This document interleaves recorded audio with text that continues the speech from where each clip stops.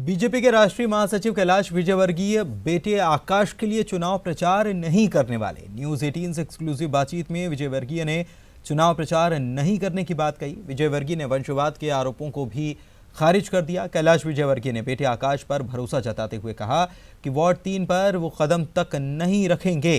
आकाश अपनी समझदारी से चुनाव लड़ेंगे भी और जीतेंगे भी।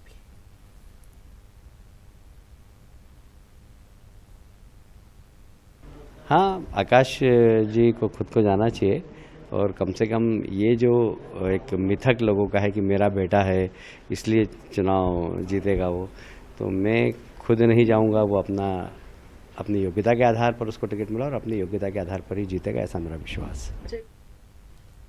सत्ता हासिल करने के लिए एक तरफ कांग्रेस ने पूरी ताकत लगा दी है तो बीजेपी अपने जीते हुए किलों को बचाने में जुटी है। प्रदेश के 15 जिले ऐसे हैं जहां पिछले विधानसभा चुनाव में कांग्रेस का खाता तक नहीं खुला था।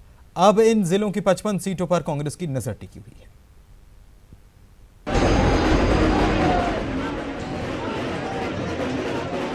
साल 2013 के चुनाव में 15 जिलों की 2 सीटों को छोड़कर सभी बीजेपी ने जीती थी। मुरैना की 2 सीटों पर बीएसपी के प्रत्याशियों ने जीत हासिल की थी। हैरत की बात है कि इन जिलों में कांग्रेस का खाता भी नहीं खुला था, जबकि ये क्षेत्र कांग्रेस के वरिष्ठ नेताओं के प्रभाव वाले माने जाते हैं। इसके अलावा 2008 के चुनाव में भी उमरिया, होशंगाबाद, आगर, देवास, खंडवा, बुरहानपुर और दतिया जिले में कांग्रेस का खाता भी नहीं खुला था। ये तो परिस्थितियां हैं जो कभी किसी हवा के दबाव में कभी ऐसा हो जाता है, लेकिन आज जैसे जिन जिलों की आप चर्चा कर रहे हैं उनमें से मैं ही उदाहरण देता हूं आपको। नरसिंहपुर जिला है, नरसिंहपुर जिले में हम 4 सीट वापस लौटा के लाएंगे। वहाँ पर खाता हमारा नहीं खुला था। आज देवास सीट है, आप वहाँ के परिणाम देख लीजिए, आप आगर मालवा के परिणाम देख लीजिए। तो हमारी तैयारी है और हमने बहुत सूक्ष्म तरीके से विश्लेषण करके टिकट बांटे हैं और ये टिकट आपको इन 15 जिलों के परिणाम बता देंगे। खंडवा में पूर्व कांग्रेस प्रदेश अध्यक्ष अरुण यादव का संसदीय क्षेत्र रहा है। वे यहाँ से 2 बार सांसद रह चुके हैं। इसी तरह नरसिंहपुर, होशंगाबाद, रायसेन पूर्व केंद्रीय मंत्री सुरेश पचौरी का प्रभाव क्षेत्र माना जाता है। देवास, शाहजहांपुर और आगर पूर्व मंत्री सज्जन सिंह वर्मा के प्रभाव क्षेत्र है। होशंगाबाद जिले की बात करें तो ये बीजेपी का गढ़ बन गया है। परिसीमन के बाद 2008 और 2013 के विधानसभा चुनाव के नतीजों को देखें तो यहाँ की सभी सीटों पर लगातार कमल खिल रहा है। कांग्रेस ने बार बार प्रत्याशी बदलने का प्रयोग भी किया, लेकिन ये कारगर साबित नहीं हुआ। नरसिंहपुर जिले की बात करें तो यहाँ नतीजे एक तरफा रहते हैं। 2008 में गोटेगांव, नरसिंहपुर, तेंदुखेड़ा और गाडरवारा सीट कांग्रेस ने जीती थी, जबकि 2013 में 4 सीटों पर बीजेपी ने जीत हासिल की।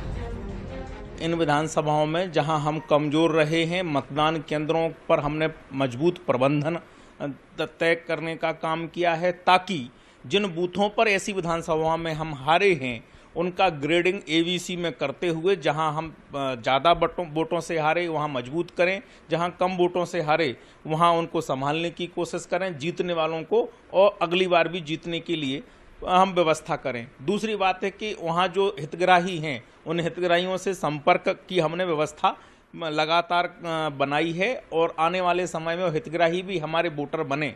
निश्चित तौर पर जहाँ जिन बूथों पर हम हारे वहाँ जीत करेंगे और जहाँ जीते हैं उसको सुनिश्चित करते हुए आगे बढ़ेंगे।